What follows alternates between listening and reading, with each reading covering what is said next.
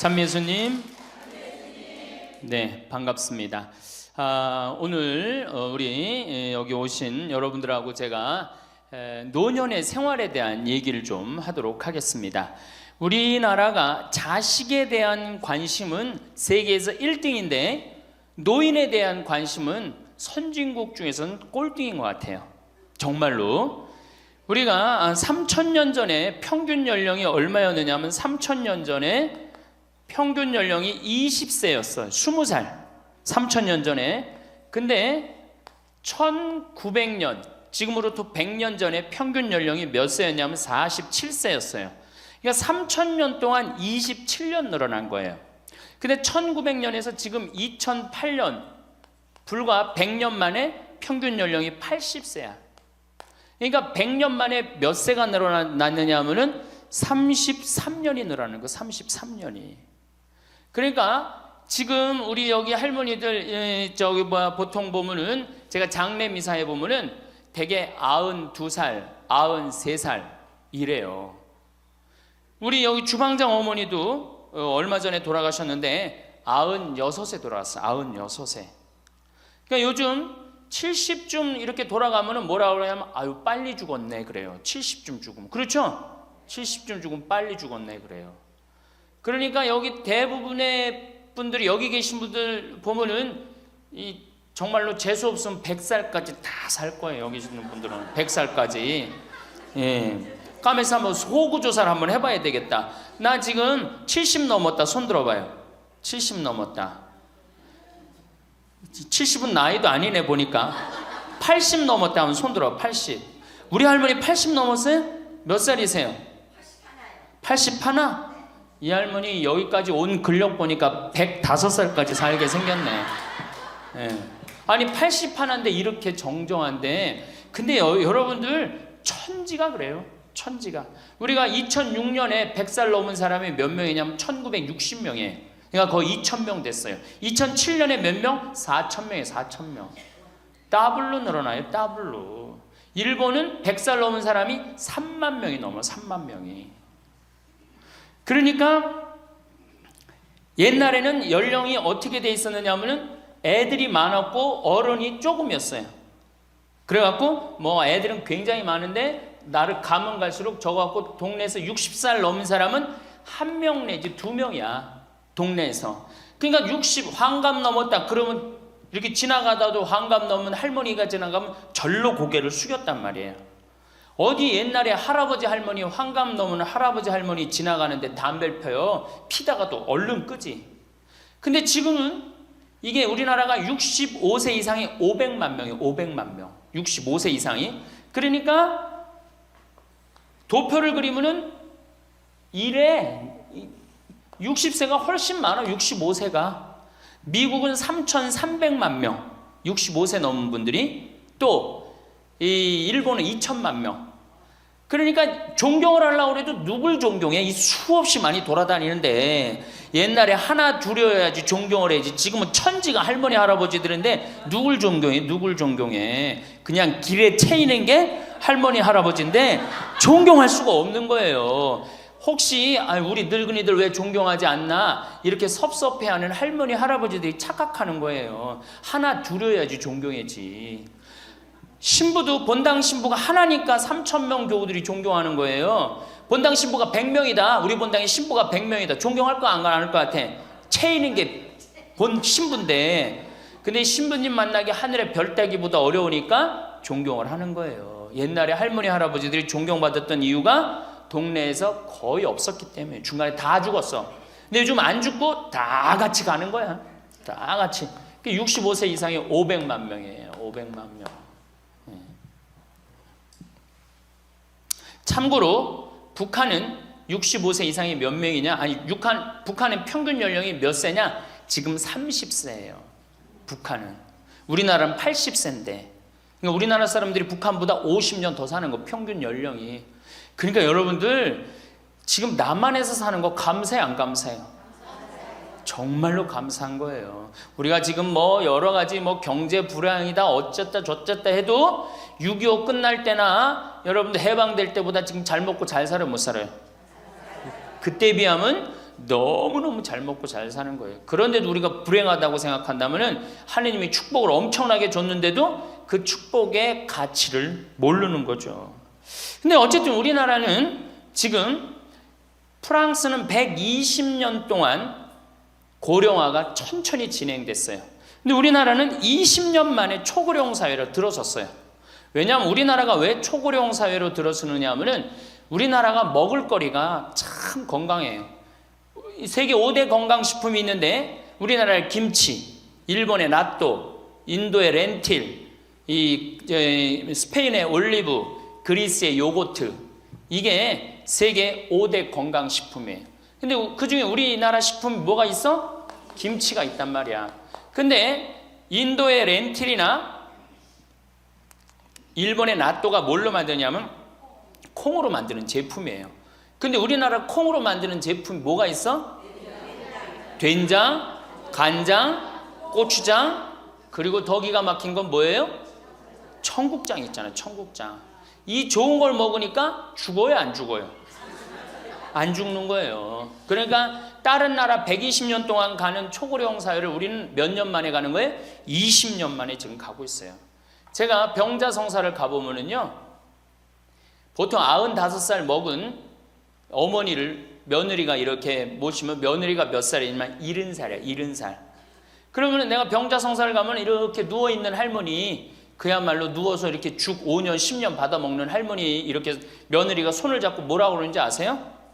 엄마, 왜 이렇게 안 죽어? 엄마가 빨리 죽어야지. 엄마도 덜 고생하고 나도 덜 고생하지. 그 보는 앞에서 죽으랜다니까요. 손잡고. 그리고 꼭 하는 말이 있어요.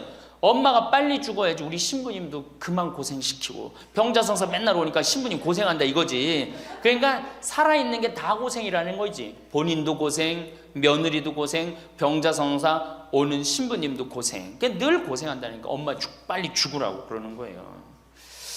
공자님께서 2500년 전에 뭐라고 그랬냐면은 너희는 부모의 나이를 꼭 기억해두라 그랬어요. 부모가 살 날이 얼마 남지 않았으니까.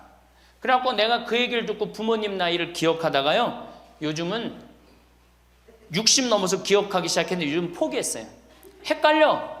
몇 살인지 78인지 79인지 왔다 갔다 해요. 아마 내가 이렇게 많은 분들 지금 어머니 나이 몇 살이냐면 헷갈리는 사람들 많더라고요. 83인지 4인지 왔다 갔다 하는 거죠. 쉬다 지쳐서 포기하는 거예요.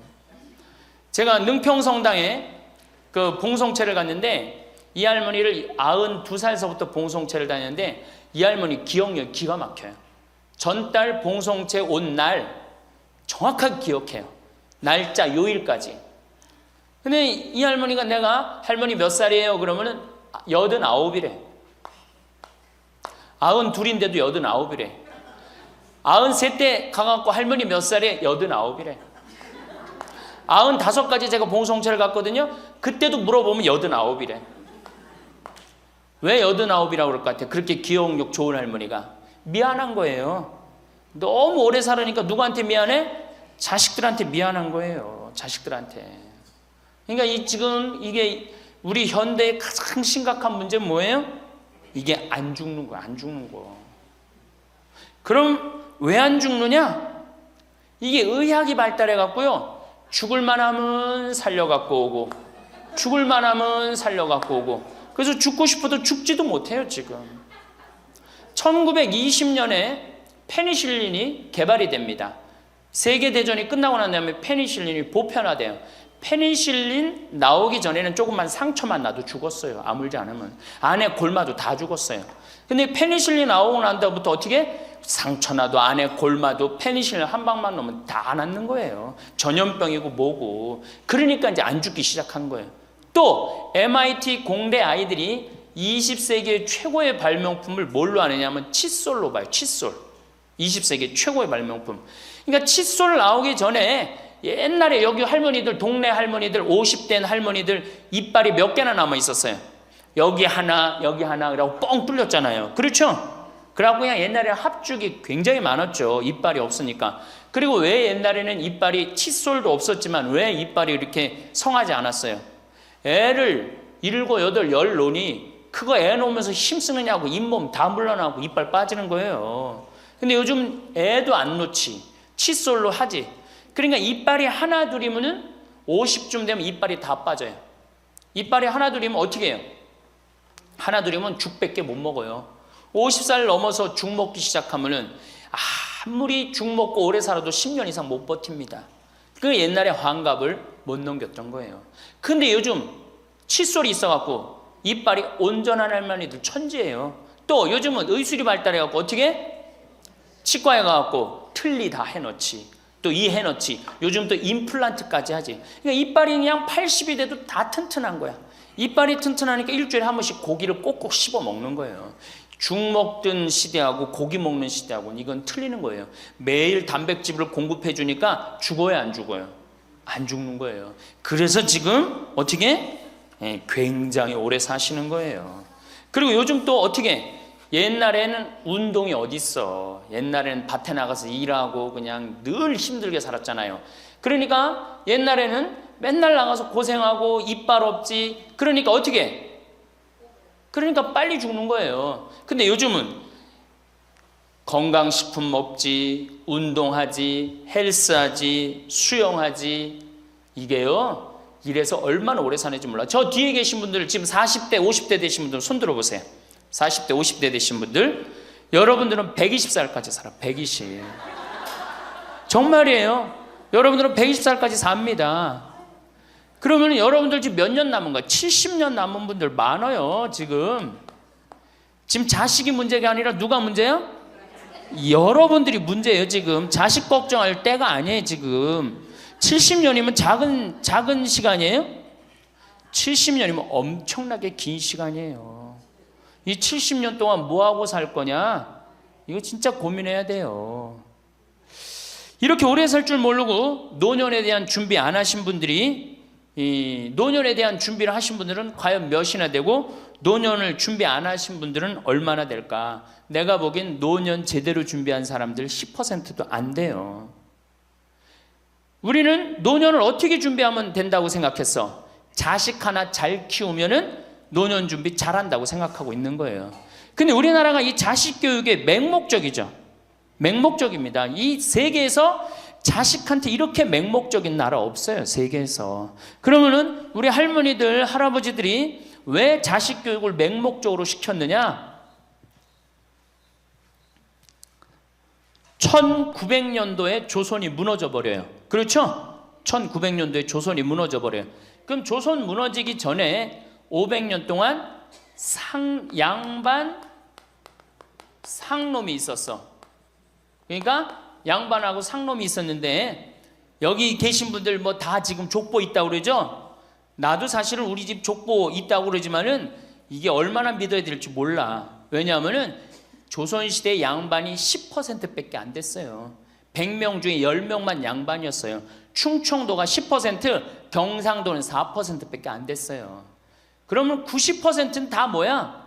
상민이야, 상민. 노예든 노비든 뭐 백정이든 전부 다 서름 받고 살았어요. 옛날에 노비가 얼마나 서름을 받고 살았느냐 하면은, 말을 타고 지나가다가도 양반 집을 지나가면은 양반 이 담이 시작되는 곳에서 말에서 내려야 돼요. 말 타고 양반 못 지나가요. 그러면은 말 타고 말을 끌고 가다가 양반 담이 끝나는 데서 다시 타고 갔어요. 만약에 그냥 말 타고 지나가다가 걸리면은 멍석마리로 맞았어요. 그러니까 그냥 수백 년 동안 서러웠던 게 1900년대 순식간에 무너져 버렸어. 양반, 상놈, 계급이 무너져 버렸단 말이야. 이제 뭐만 하면 출세할 수 있어? 공부만 하면 출세할 수 있었던 거예요. 공부만. 그러니까 그냥 공부만 하면 판검사 되면 모든 게 이제 내 원한, 그동안 수백 년 동안 쌓였던 원한 한을 다 풀 수 있다. 그래갖고 이제 나는 못 먹어도 논 팔고 소 팔고 정말 나 먹고 싶은 거 쓰고 싶은 거 못하는 한 있어도 누구는 교육시켜? 자식은 교육시키겠다 이거. 자식은. 그러니까 그냥 있는 돈 없는 돈 팔아서 마련해갖고 여러분들 어떻게 했어요? 자식 공부를 시킨 게 바로 여러분들 세대예요. 여러분들이 정말로 내가 이렇게 오래 살 줄 모르고 자식 하나 출세시켜갖고 그동안 수백 년 동안 서름을 다 날려버리겠다. 그래갖고 우리나라가 교육률이 세계에서 최고로 높았던 거예요. 근데 지금 젊은 사람들은 왜 그러는지도 모르고 지금은 무조건 그 전통을 이어받아갖고 자식한테 미쳐서 교육을 시키는 거고, 지금 젊은 사람 30대 40대는 할머니 할아버지들 세대는 그 서러움을 날려버리고 싶어서 자식을 교육을 시켰던 거예요. 그렇게 이렇게 있는 돈 없는 돈 다 들여갖고 자식을 출세를 시켰어. 출세를 시키면 호강할 줄 알았는데 자식이 출세하면은 호강합니까 안 합니까? 제가 이제까지 사목 경험에 의하면은 출세한 자식일수록 부모를 더 안 모십니다. 출세한 자식일수록. 부모가 서울대학 뭐 연고대 정말 대학 졸업시켜갖고 내가 출세를 했어요. 그래갖고 집에 비데가 있어. 비데. 화장실에 가면 물 나오는 거 있죠? 비데도 있고 이태리 대리석도 있고, 집은 삐까번쩍하게 기가 막히게 했는데 늙은 우리 무식한 엄마는, 무식한 아버지는 그 집에 어울려요 안 어울려요? 그 집에 안 어울리는 거예요. 그러니까 안 어울리고 빨리 죽으면 차라리 다행인데, 이게 안 어울리면서 죽지도 않고 그냥 그 집에서 귀신같이 왔다 갔다 한단 말이에요. 그러니까 자꾸 눈에 밟히는 거예요. 내가 평택에 있을 때 비닐하우스에서 사는 집이에요. 근데 이 집에 할머니 한 분이 사는데 파출부가 와서 밥을 해주는 거예요. 파출부가 밥 해주고 빨래 해주고 할머니 뒷바라지를 다 해주는 거예요. 그리고 집에 갈 때는 바깥에서 문을 잠고 가는 거예요. 신기한 거예요. 어떻게 저런 일이 벌어지느냐.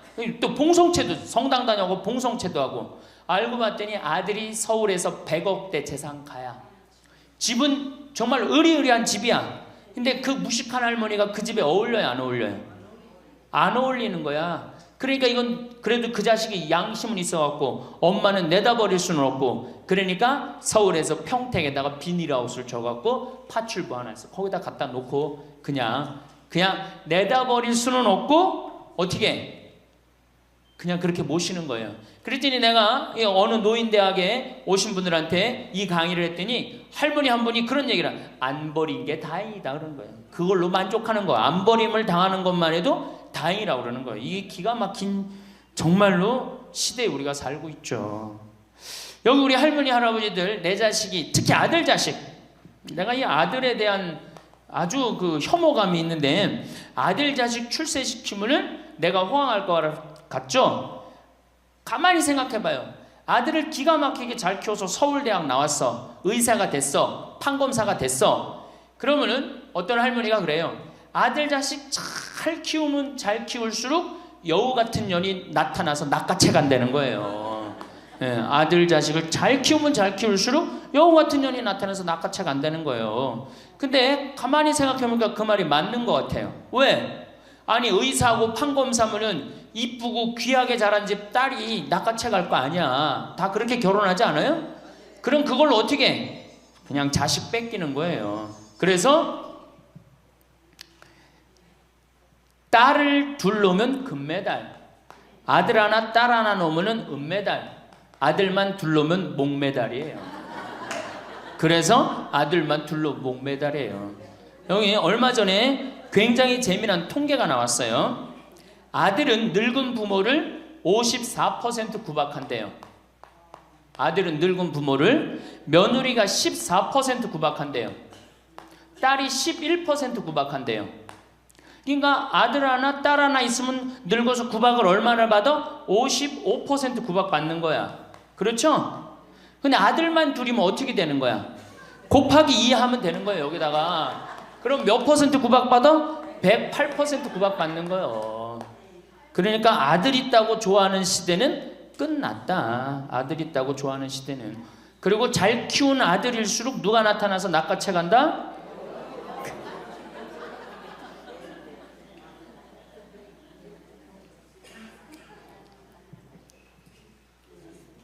물론 아들이라고 다 불효자는 아니에요.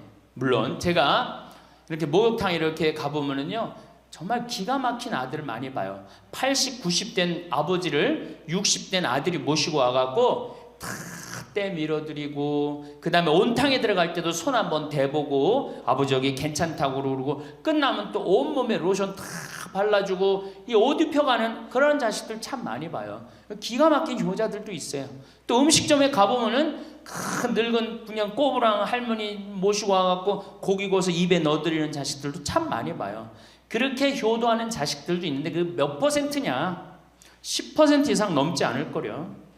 우리 집도 이 둘째 아들이 기가 막힌 효자예요. 내가 봐도 참 효자. 좋은데 구경시켜드린다고 다 그 시와오 그 저기 뭐야 갈대숲 그리고 회도 사드리고 시간 되면 여행도 모시고 기가 막혀요. 근데 그런 아들이 몇이나 되겠느냐? 제가 보기에는 그렇게 많지 않아요. 제가 뭐 비산동에서 보좌 신부할 때 고해성사 들어보면 맨 자식 욕하는 할머니들 천지였어요. 맨. 우리나라가 자식에게 이 사교육비로 쏟아붓는 돈이 세계 1등입니다.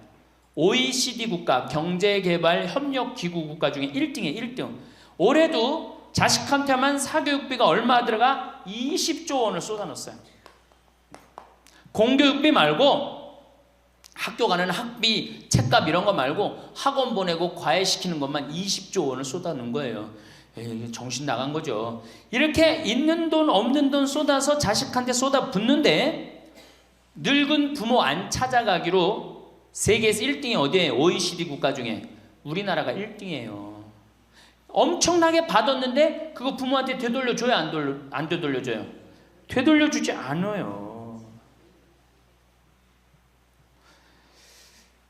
이게 받아만 한 자식은요 줄 모릅니다. 받아만. 근데 우리나라 부모님들이 교육을 정말 잘못하는 게 뭐예요? 초등학교, 중학교, 고등학교, 대학교, 대학원 장가 갈 때까지 어떻게 해? 다 해줘. 자기 허리 휘는 거 모르고. 미국은요 10살이 돼 애가 10살이 되면은 동네에서 얘네들은 16살이면 운전면허증을 딸 수 있어요. 16살이면. 그럼 10살 생일 때 얘네들이 뭘 하느냐 하면은 동네에 돌아다니는 차, 자기 마음에 드는 차 있죠? 그걸 찍어요. 저 집의 아저씨 저 차는 내가 나중에 6년 후에 살 거다. 그 6년 후에 사면 우리나라는 당장에 6년 후에 누구한테 매달려? 엄마한테 사달라고 매달리잖아요. 근데 얘네들은 절대 안 그런다는 거예요. 그 차를 사기 위해서 아르바이트를 하는 거예요. 돈을 모으는 거예요. 이 미국의 대학생들은 아르바이트를 36% 하는데 우리나라 대학생들은 아르바이트를 5%밖에 안 해요. 그러니까 얘네들 6년 동안 돈을 모으는 거예요. 그러면은 자기가 그 차를 찍으면 그 차 주인은 알고 있어요. 저 아이가 내 차를 살라고 찍어 놓은 거다. 그럼 6년이 지나면 차가 꼬물 될 것 같아? 안 꼬물 될 것 같아? 꼬물 되죠? 그래도 절대 안 판다는 거예요. 왜냐하면 찍어 놓은 아이가 있으니까. 그래갖고 6년이 지나면은 걔가 6년 동안 모아둔 돈이 얼마나 되겠어. 그래갖고 16살 때 운전면허증이 따면은 그 집에 온대요. 내가 아저씨 차 살라고 6년 동안 돈을 모았다. 근데 6년 동안 모아갖고 모자라잖아요. 근데 이미 차는 고물이 다 돼 있고, 그러면 그 아저씨가 너 잔디 앞으로 6개월 동안 깎어라. 그러면 내가 이 차를 줄 테니까. 그렇게 해서 자기 차를 구입한다는 거예요. 그러니까 걔네들은 미국의 아이들도 차 하나를 구입해도 어떻게? 아무리 부잣집 아이들 때더라도 다 자기가 아르바이트해서 하는 거예요. 그 16살만 되면 독립한다고 생각을 해요. 차 자기가 구입하죠. 집도 자기가 구입합니다. 결혼해서 살 집도 자기가 돈 벌어서 다 해요. 그리고 여자를 데리고 오지 우리나라처럼 일단 여자 데리고 오면 부모님이 집 얻어주는 이 기가 막힌 거죠. 여러분들 우리나라 60대 되신 부모님이 자식 뒷바라지 책임져 주는 비율이 83%예요. 그러니까 대부분의 할머니 할아버지들이 60이 돼도 누구 뒷바라지 해주느냐고 허리가 휘어? 자식들 뒷바라지 안 하고 허리가 휘는 거예요. 우리 집에 캐나다 원어민 선생님, 수원에 있는 중학교 영어 원어민 선생님이 일주일 동안 우리 집에 와서 농사를 배웠어요. 그런데 이름이 디아나라고 그러는 여선생님인데 내가 그 친구랑 이렇게 얘기를 하는데 한국에 오니까 너무너무 이상하대요. 뭐가 이상하냐고 그러니까 애들이 학원 다니는 것도 이상하지만은 고등학교, 대학교 결혼할 때까지 부모가 돈 다 대주는 게 이상하다는 거예요. 자기네 캐나다가 우리나라보다 훨씬 잘 살아요. 자기네 나라는 고등학교 졸업하면은 부모님 이제까지 키운 거 고생했다. 그리고 그 다음에 다 자기네들 알아서 독립한대요. 부모님 그동안 하드워크 열심히 일했다 이거예요. 근데 그 늙은 부모님한테 붙어갖고 부모님 괴롭히면 안 된다 이거죠. 근데 우리나라는 그런 생각 해요 안 해요? 마지막까지 다 뺏어 먹는 거지. 그리고 이제 늙으면은 귀찮다고 내다버리고. 제가 평택에 있을 때 정말로 그 신문에도 보도가 꽤 됐던 거예요. 그 안양에서 사글세 집을 하나 얻은 거예요, 사람들이. 그래갖고 미리 짐부터 붙인다고 그랬는데 짐이 하나 왔어. 큰 짐이 왔는데 짐을 짐이 왔는데 뭐 사람도 없고 그러는데 그 짐 안에서 이상한 소리가 나갖고 열어보니까 할머니를 그 안에다 넣고 붙인 거예요. 할머니를. 그래갖고 아니 도대체 어떻게 된 거냐? 자식이 누구냐? 이름을 밝히질 않는 거예요. 자기 아들이 공무원이거든. 그러니까 밝히지 않는 거. 자, 그 자식 생각한다고. 그거는 여러분들 자식 교육이 아니에요. 그런 자식 살아서 뭐 할 건데. 그런 자식 키워서 뭐 할 건데. 그러니까 우리나라는 이게 자식한테 너무 맹목적인 사랑을 하면서 그게 교육인 줄 알고 있는 거예요. 자기가 인생을 살아가면서 힘든 것도 배우고 즐거운 것도 배우고 보람도 느껴야 되는데 너는 뭐만 잘하면 돼? 공부만 잘하면 돼. 공부만 잘하면 돼. 그러니까 자기만 알고 자란 놈이죠. 그러니까 이기적으로 자란 놈이 이타적으로 살 것 같아요? 절대 못 삽니다.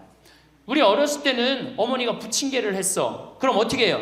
이 집에도 갖다 줘라, 저 집에도 갖다 줘라. 그러면서 동네 돌아다니면서 이 갖다 주는 재미, 그러면서 나누는 것도 배우잖아요. 요즘 애들이 그런 애들이 어디 있어요? 아파트 문 닫으면 끝인데. 그렇게 자라는 애들이 남을 생각할 것 같아요? 어떻게 해서든지 4배만 채우면 되는 걸로 자란지. 저는 요즘 텔레비전에서 우리나라 지금 정책 결정할 때 너무 답답한 결정들이 굉장히 많이 나와요. 어떻게 저런 결정을 할까? 국민들 생각을 하는 걸까? 안 하는 걸까? 그런데 그 결정하는 애들이 다 누구야?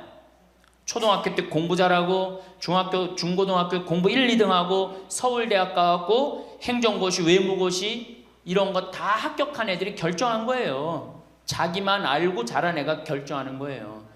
내가 하버드대나 몇몇 대학에 들어가는 그 활동 그것도 써준 적이 있는데 그 들어가는 애들 걔네들은 뭘 제일 중요하게 여겨요? 봉사활동. 사회봉사활동을 얼마나 잘했느냐. 그러니까 1년, 2년 세계로 돌아다니면서 봉사활동하는 거예요. 근데 우리는 봉사활동도 다 어떻게? 다 거짓말로 꾸며갖고 들어가는 거예요. 여기 그렇게 써달라고 오는 사람들도 많아요. 그리고 봉사활동 오겠다고 그러고도 약속 어기는 사람들도 많아요. 정말로 그렇게 해갖고 자식을 키우면은 뭐 할 건데요? 83%가 60세에 책임을 지는데 70세에 돼갖고는 몇 %가 책임지느냐 하면은 64%가 자식을 책임져요. 70이 됐는데도. 그런데 일본은 9%, 70이 돼갖고 자식 책임지는 부모는 9%예요. 홍콩이 11%. 그러니까 우리나라 50% 할머니 할아버지들은 늙어 죽을 때까지 누구한테 뒷바라지하다 죽어요? 자식 뒷바라지하다 죽어요. 이걸 문서 없는 노비라고 그래요. 문서 없는 노비야. 완전히 죽을 때까지 노예야, 노예.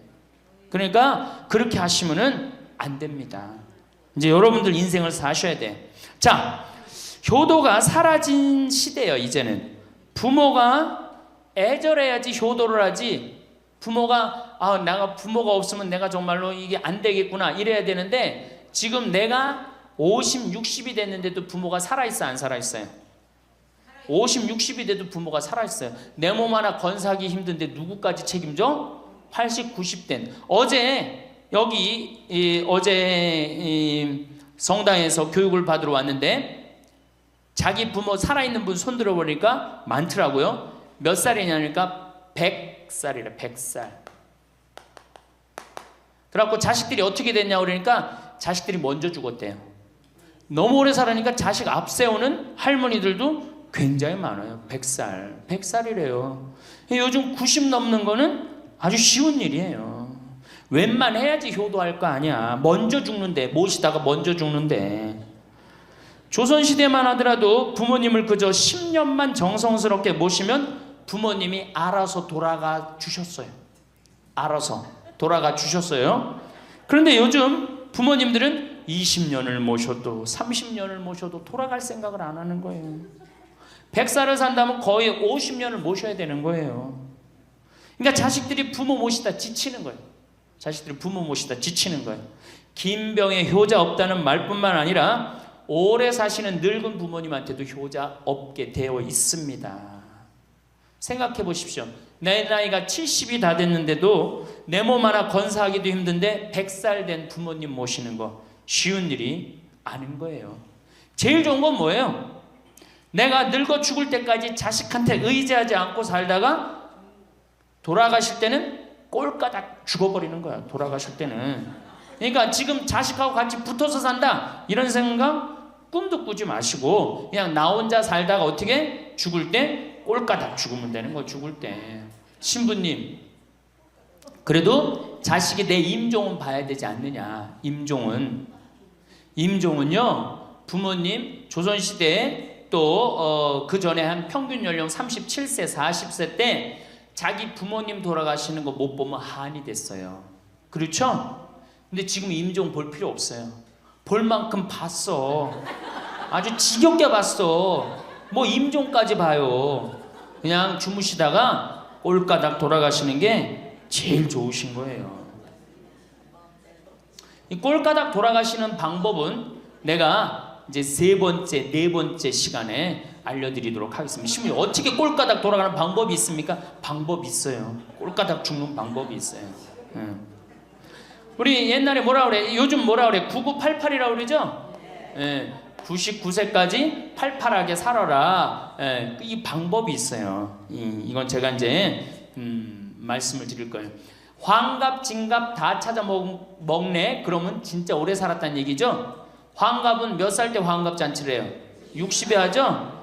그 다음에 진갑은 61. 진짜 오래 살았다고 그래서 진갑이야. 61만 살아도 진짜 오래 살아. 근데 요즘은 고희 70. 그렇죠? 그 다음에 희수 77, 미수 88, 백수 99. 이거 잔치하는 사람들 천치예요. 천지. 자식 하나 대학 졸업시키는데 드는 돈이 약 3억 정도 들어가요. 3억. 내 자식 둘을 졸업시켰다. 그럼 얼마가 들어가? 6억이 들어가. 6억. 셋을 졸업시켰다. 9억이 들어가. 9억. 그럼 늙어서 내가 정말로 풍요롭게 쓰는데 돈이 얼마 정도면 필요하냐면 5억에서 10억 정도예요. 그러니까 내가 자식 대학만 안 보내면 어떻게? 내가 풍요롭게 쓸 수 있는 거예요. 저 뒤에 계신 젊은 분들 대학 보낼 생각하지 마세요. 여러분 우리나라가 고등학교 졸업해갖고 대학교 들어가는 게 83%가 고등학교 졸업하는 아이들이 대학 가요. 우리나라보다 훨씬 잘 사는 일본이 고등학교 졸업하고 대학 얼마 들어가? 50% 들어가요. 그 다음 유럽이 대학 졸업하고 30% 들어가요. 우리나라는 고등학교 졸업하면 아무나 진짜 공부하기 싫은 놈이나 꼴통이나 문제 일으키는 놈 아니면 다 대학 가는 거야. 다 대학 가요.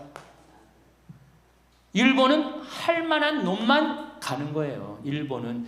유럽은 진짜 똑똑한 놈만 가는 거예요. 그래서 독일은 대학 졸업하면 문패에다 대학 졸업했다는 표시를 써놔요. 그만큼 대학 졸업하는 게 힘든 거예요. 근데 우리는 아무나 대학 졸업 다 해요. 아무나.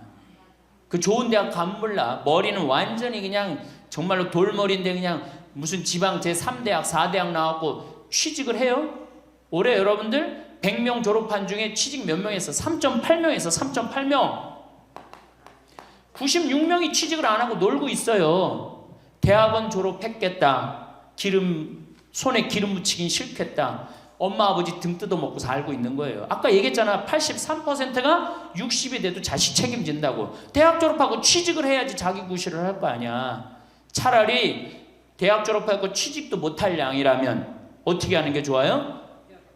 안 보내고 그 돈 모아갖고 애 가게 차려주는 게 훨씬 낫지. 아니면 그 돈 모아갖고 나 노후 대책 드는 게 훨씬 낫지. 우리나라의 대학을 때려 부시지 않으면 경쟁력이 없어요. 때려 부셔야 돼요. 유럽보다 대학이 10배가 많아요. 10배가. 유럽보다 대학이. 근데 그 대학이 경쟁력이 있느냐? 55개 국가 중에 경쟁력이 53개 3등이에요. 우리나라 대학이. 그러니까 다 미쳐 있는 거야. 내가 보기에는 다 미쳐 있는 거야. 그냥 제발 좀 정신 좀 차리세요. 저 뒤에 계신 분들. 앞으로 몇 년 남아 있어요? 70년 남아 있어요. 있는 돈 없는 돈 자식한테 쏟아낼 게 아니에요. 우리 할머니 할아버지들 자식 걱정해서 자식들한테 잔소리한들 자식들이 귀담아 듣습니까? 챙겨나면 귀담아 들어야 안 들어요? 뭐 한다 그래? 노망 떤다 그러지. 우리 엄마 아는 것도 없고 무식한데 웬 챙겨를 이렇게 하느냐고 엄마나 잘하라고 그러고 구박하죠. 그러니까 지금 우리 할머니 할아버지들도 자식 걱정할 때가 아니야. 이제는 누구 걱정해? 내 남은 여생을 어떻게 의미 있고 행복하게 지낼 것이냐, 그거 하나. 나 자식한테 부담 안 주고 내 속 썩이는 거, 나 하나 속 안 썩이고 나 혼자 행복하게 사는 게 진짜 그 좋은 거예요. 제가 외국 여행 다녀보니까 선진국에서 돈 쓰는 사람들은 다 할머니 할아버지들이에요. 백화점에서 양장 사 입고 양복 사 입는 분들 다 누구야? 할머니 할아버지들이에요.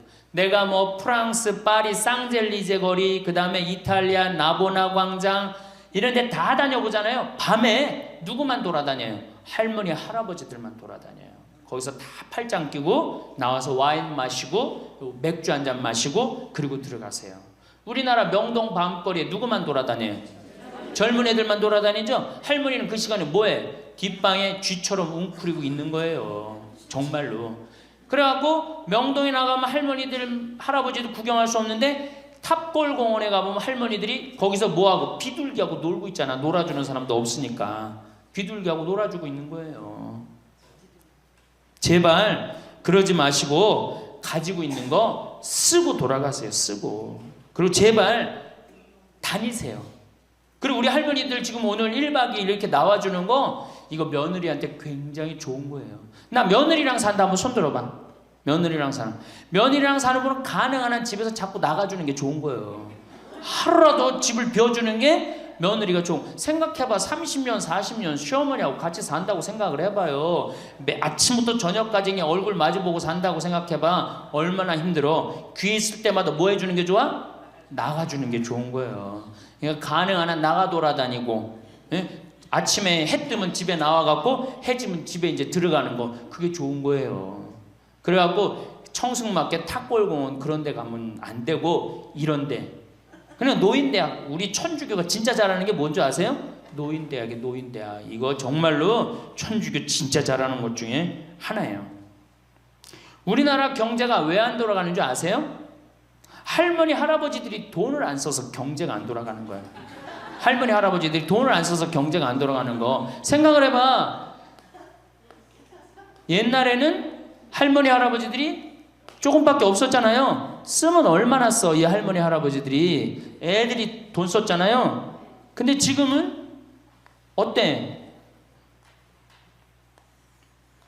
이렇단 말이야. 이 500만 명이 돈을 안 쓴단 말이야. 돈을 왜 안 써? 돈을 왜 안 쓰냐면은 내가 가지고 있는 집 이거 누구한테 물려주려고 안 쓰는 거야? 자식한테 물려주려고 안 쓰는 거야. 이거 은행에다 맡기고 이거 쓰면은 우리나라 경제 돌아갈 것 같아? 안 돌아갈 것 같아요?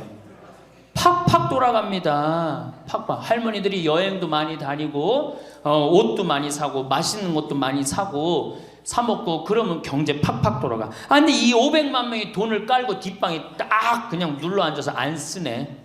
그러니까 경제가 안 돌아가는 거예요.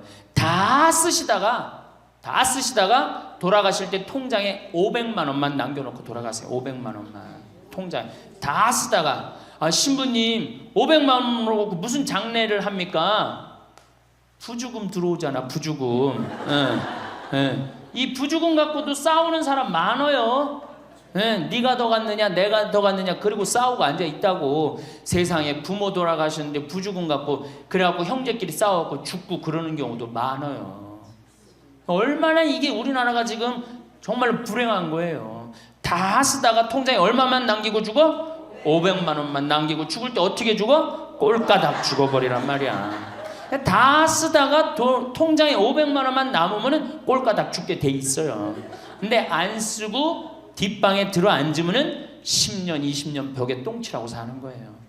저는 우리 형제들한테 이미 공표했어요. 어머니가 돌아가시든지 아버지가 돌아가시든지 부주금 들어오면 형제들이 한 푼도 손 못 댄다. 그거 내가 다 가지고 과원이나 양론에 집 한 채 져준다. 어머니 이름이나 아버지 이름으로. 얼마나 멋있어. 그렇게 멋있게 살다가 가야 되지 않아요? 이건 죽으나 사나 내 자식밖에 모르고 사니 이게 얼마나 나라가 빡빡하고 답답해요. 우리나라 그냥 다른 빌 게이츠 240억 달러를 사회에 기증해놨잖아요. 우리나라는 어떻게 한 푼이라도 더 자식한테 재산, 돈 많은 사람들이 재산 자식한테 더 준다고 편법 쓰고 불법 쓰고, 아 정말 얼마나 답답해요. 우리 할머니들은 다 쓰다가 통장에 500만 원만 남기고 죽든지, 만약에 죽으려고 그랬는데도 아직도 돈이 남았다 그러면은 본당 신부한테 갖다 줘. 에? 여러분 한시민한테 갖다 주란 말이야.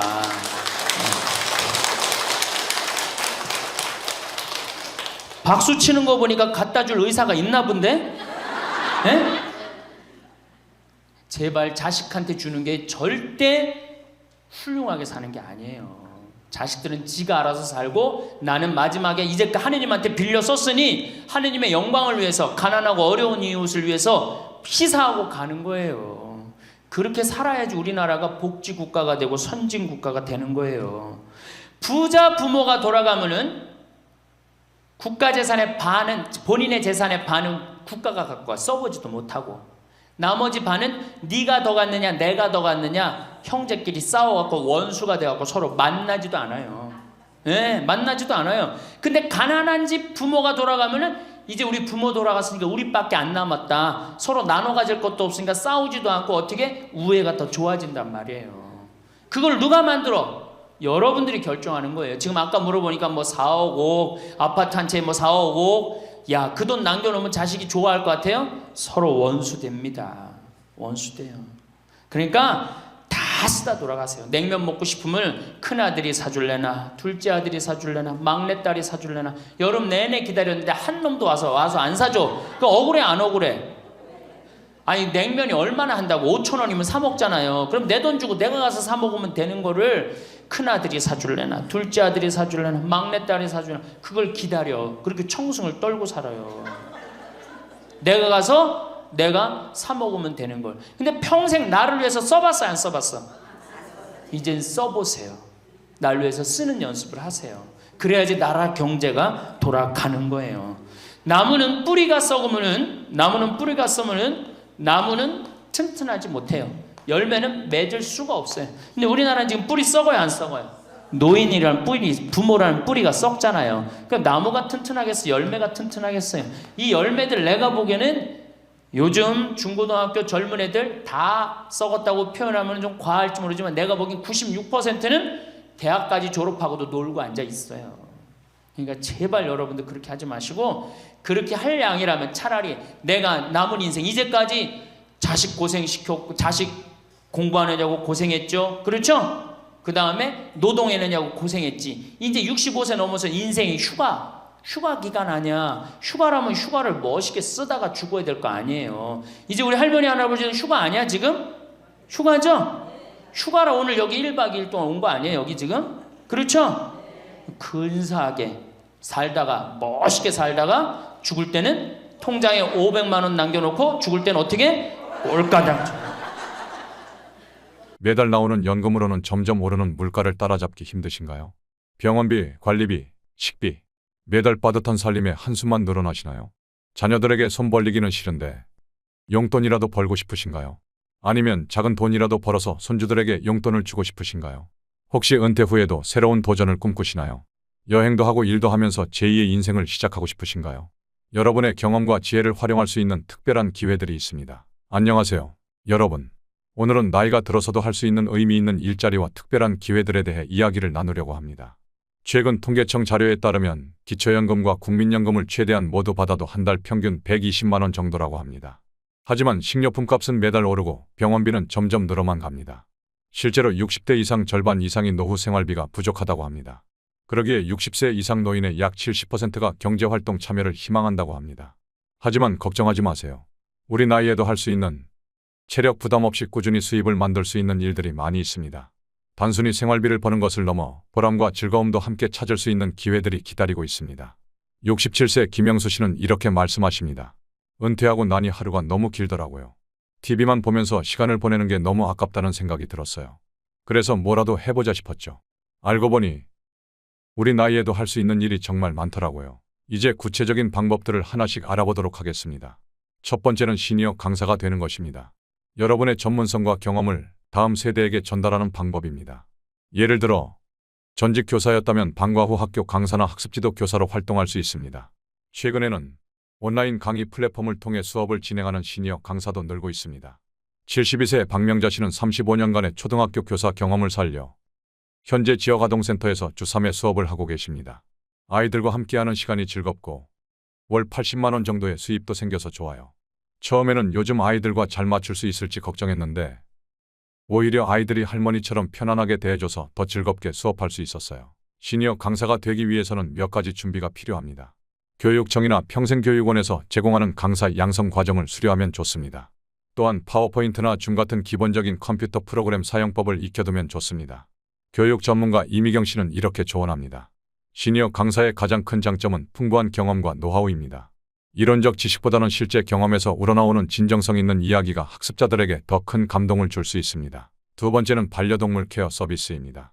요즘은 반려동물을 키우는 가정이 많지만 젊은 세대들은 바빠서 충분한 시간을 내기 어려워합니다. 여기서 어르신들의 새로운 기회가 생깁니다. 특히 정년 전에 반려동물을 키워본 경험이 있다면 더욱 유리합니다. 65세 이정숙 씨의 사례를 보겠습니다. 처음에는 옆집 강아지를 산책시켜주는 것으로 시작했어요. 입소문이 나면서 지금은 아파트 단지 내에서 5마리의 강아지를 돌보고 있습니다. 한 마리당 산책 한 번에 10,000원씩 받는데 하루 3에서 4만 원 정도의 수입이 생기네요. 건강도 챙기고 용돈도 벌고 일석이조죠. 반려동물 케어 서비스를 시작하기 전에는 반드시 기본 교육을 받으시는 것이 좋습니다.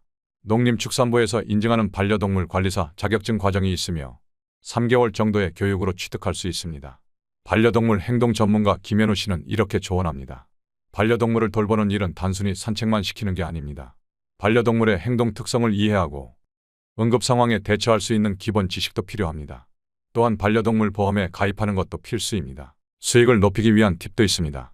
기본 산책 서비스 외에도 간단한 미용이나 목욕 서비스를 추가로 제공하면 수입을 늘릴 수 있습니다. 미용 자격증까지 취득하면 월 300만 원 이상의 수입도 가능하다고 합니다. 세 번째는 실버 택배입니다. 아파트 단지 내에서 택배 물품을 분류하고 배달하는 일입니다. 무거운 물건은 젊은 택배기사가 처리하고 가벼운 물건만 배달하기 때문에 부담이 적습니다. 최근에는 전기자전거나 전동카트를 제공하는 곳도 있어 더욱 수월해졌습니다. 70세의 박철수 씨는 2년째 실버 택배를 하고 계십니다. 아침 9시부터 오후 2시까지 일하는데 월 150만 원 정도 벌어요. 걷기 운동도 되고 주민들과 대화도 나눌 수 있어 즐겁습니다. 처음에는 스마트폰 앱 사용이 어려웠지만 지금은 완전히 익숙해졌어요. 특히 명절 시즌에는 특별 수당도 있어서 더 좋습니다. 실버 택배를 시작하기 전에는 교육 기간이 있습니다. 보통 2주 정도 교육을 받게 되는데 이 기간 동안 스마트폰 앱 사용법, 고객 응대 방법, 안전 수칙 등을 배우게 됩니다. 체력적인 부담을 줄이기 위해 하루 배달량은 보통 50개 내외로 제한됩니다. 물류 전문가 박상진 씨는 실버 택배는 경력이나 학력 제한이 없고 정년도 없어 70대 후반까지도 일할 수 있는 장점이 있습니다. 또한 아파트 단지라는 한정된 공간에서 일하기 때문에 안전하고 날씨의 영향도 적게 받습니다. 라고 설명합니다. 네 번째는 공방이나 수공예품 제작입니다. 평생 취미로 해오던 일을 수입원으로 바꾸는 방법입니다.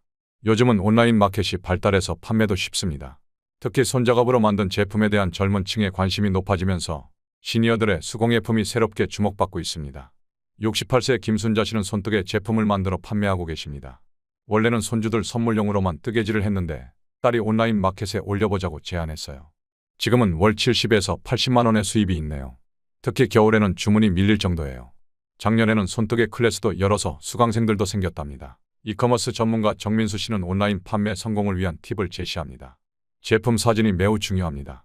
자녀나 손주의 도움을 받아 예쁘게 촬영하세요. 또한 제품에 담긴 이야기나 만드는 과정을 상세 페이지에 글로 잘 표현하면 더 높은 가격에 판매할 수 있습니다. 요즘 젊은이들은 장인의 이야기가 담긴 제품을 좋아해요. 실제로 수공예품 시장에서 60대 이상 작가들의 매출이 꾸준히 증가하고 있습니다. 네이버 크래프트 아이디어스 같은 플랫폼에서는 시니어 작가를 위한 특별 교육도 제공하고 있습니다. 다섯 번째는 시니어 모델 활동입니다. 최근 시니어 패션과 실버 산업이 성장하면서 시니어 모델의 수요가 늘고 있습니다. 기나 외모보다는 자신감과 건강미가 중요합니다. 특히 실버 세대를 타겟으로 하는 브랜드들이 자연스러운 모습의 시니어 모델을 선호합니다. 73세 정영희 씨는 작년부터 시니어 모델로 활동 중입니다. 처음에는 망설였지만 용기를 내어 시니어 모델 교육을 받았어요. 지금은 한 달에 두세 번 촬영하는데 회당 20에서 30만 원의 수입이 있습니다. 무엇보다 자신감이 생겼어요. 외모 관리도 더 신경 쓰게 되고 손주들이 할머니가 멋있다고 자랑스러워해요. 시니어 모델 에이전시 대표 김윤정 씨는 이렇게 조언합니다. 시니어 모델은 20대, 30대 모델과는 다른 매력이 있습니다. 삶의 연륜이 묻어나는 표정, 자연스러운 웃음이 중요해요.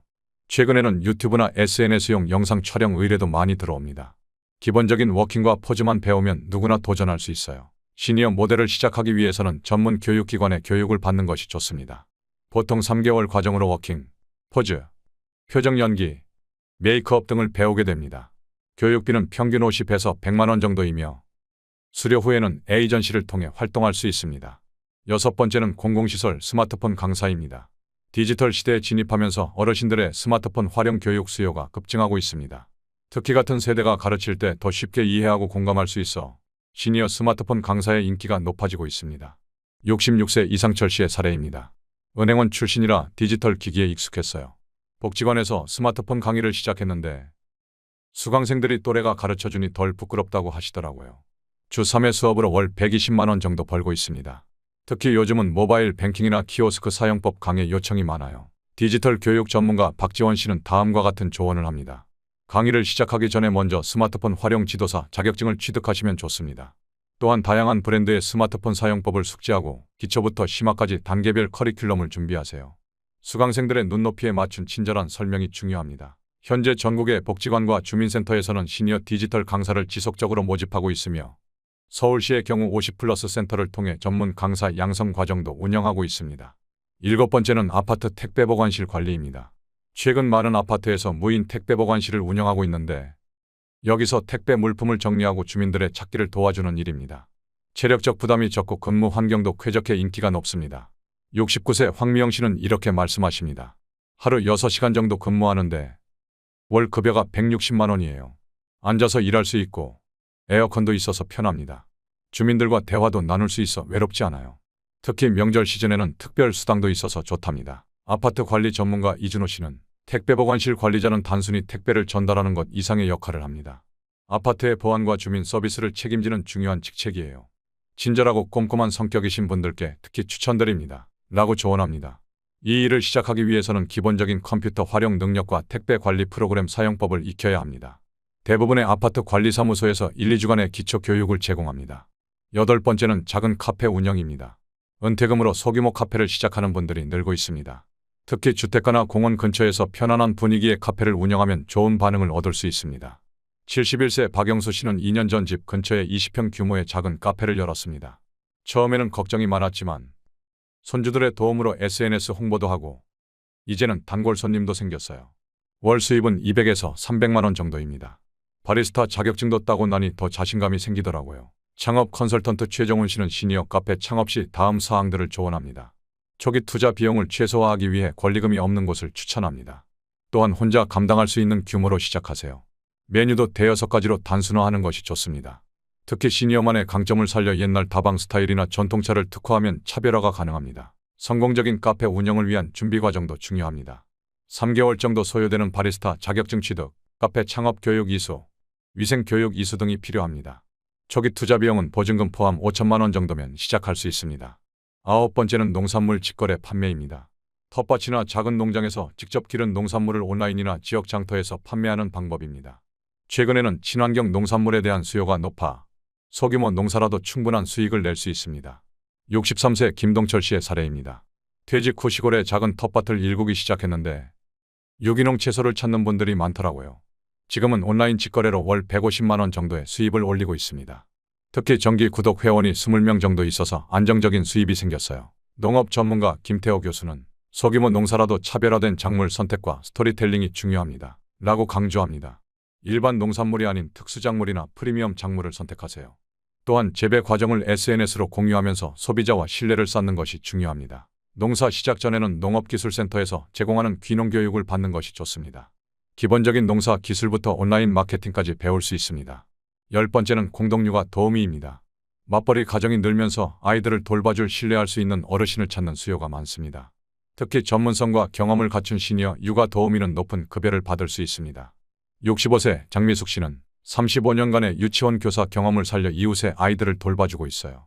현재 3가정의 아이들을 번갈아 돌보는데 한 아이당 월 80만 원을 받고 있습니다. 단순히 돌보는 것을 넘어 영어나 미술도 가르쳐주니 부모님들의 만족도가 높아요. 아동교육 전문가 박인숙 교수는 다음과 같이 조언합니다. 시니어 육아 도우미의 장점은 풍부한 육아 경험과 인내심입니다. 하지만 현대의 육아 트렌드도 알아야 해요. 아동학대 예방, 응급처치, 영유아 발달 등에 대한 교육을 받으시면 좋습니다. 그리고 이제 특별한 도전을 꿈꾸시는 분들을 위한 시니어 체류형 일자리 또는 시니어 워킹홀리데이 프로그램을 소개해드리겠습니다. 국내 시니어 체류형 일자리를 자세히 살펴보면 우선 제주도의 경우 연중 관광객이 많은 특성을 살려 리조트나 호텔에서 일할 기회가 많습니다. 객실 관리부터 조식 담당, 시설 관리까지 다양한 직무가 있으며 대부분 숙식이 제공됩니다. 특히 제주도의 경우 시니어들을 위한 전용 기숙사를 운영하는 곳도 있어 편안한 생활이 가능합니다. 강원도는 계절별로 특색 있는 일자리를 제공합니다. 여름에는 펜션과 농장에서, 겨울에는 스키장이나 겨울 리조트에서 일할 수 있습니다. 평창에서 펜션 관리를 맡고 계신 68세 이정호 씨는 여름에는 텃밭을 가꾸며 손님들에게 직접 기른 채소를 제공하고 겨울에는 스키장 셔틀버스 안내를 담당해요. 계절마다 다른 재미가 있습니다. 라고 말씀하십니다. 남해안 지역은 요트장과 리조트, 관광농장 등에서 일할 기회가 있습니다. 통영의 한 요트장에서 일하시는 67세 박명자 씨는 관광객들에게 요트 투어를 안내하고 간단한 말이나 시설 관리를 돕고 있어요. 바다를 보며 일하니 매일이 휴양 같아요. 라고 하십니다. 내륙 휴양지에서는 수련원이나 템플스테이 보조 업무를 할 수 있습니다. 충북 괴산의 한 수련원에서 일하시는 70세 김영수 씨는 학생들 단체가 오면 레크리에이션을 도와주고 시설 관리도 합니다. 젊은 친구들과 함께 일하다 보니 저절로 활력이 생기더라고요. 라고 경험을 들려주십니다.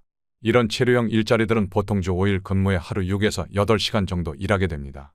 급여는 월 150에서 200만 원 수준이며 숙식이 제공되어 실질적인 저축도 가능합니다.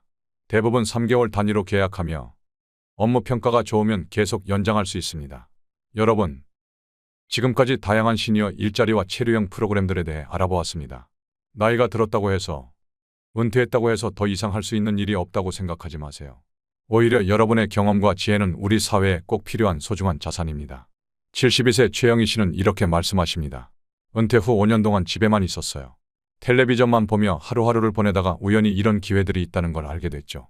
지금은 제주도 리조트에서 일하면서 제2의 인생을 살고 있어요. 매일 아침이 기대되고 설렙니다. 시작이 어렵게 느껴지시나요? 괜찮습니다. 처음부터 큰 변화를 꿈꿀 필요는 없습니다.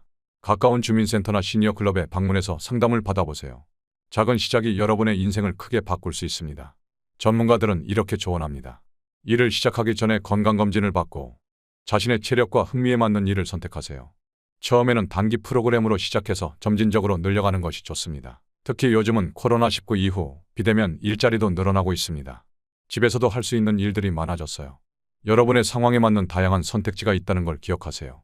더 이상 나이는 제한이 아닙니다. 60대, 70대에도 새로운 시작이 가능합니다. 여러분의 삶의 경험과 지혜는 어디서든 빛날 수 있습니다. 용기를 내어 첫걸음을 떼어보세요. 분명 새로운 기쁨과 보람을 발견하실 수 있을 것입니다. 마지막으로 한 가지 더 말씀드리고 싶습니다. 이를 통해 얻는 것은 단순히 급여만이 아닙니다. 새로운 인연, 성취감, 자부심, 그리고 매일 아침 설레는 마음. 이 모든 것들이 여러분의 삶을 더욱 풍요롭게 만들어줄 것입니다. 오늘 이 영상이 여러분의 새로운 도전에 작은 힘이 되었기를 바랍니다. 감사합니다.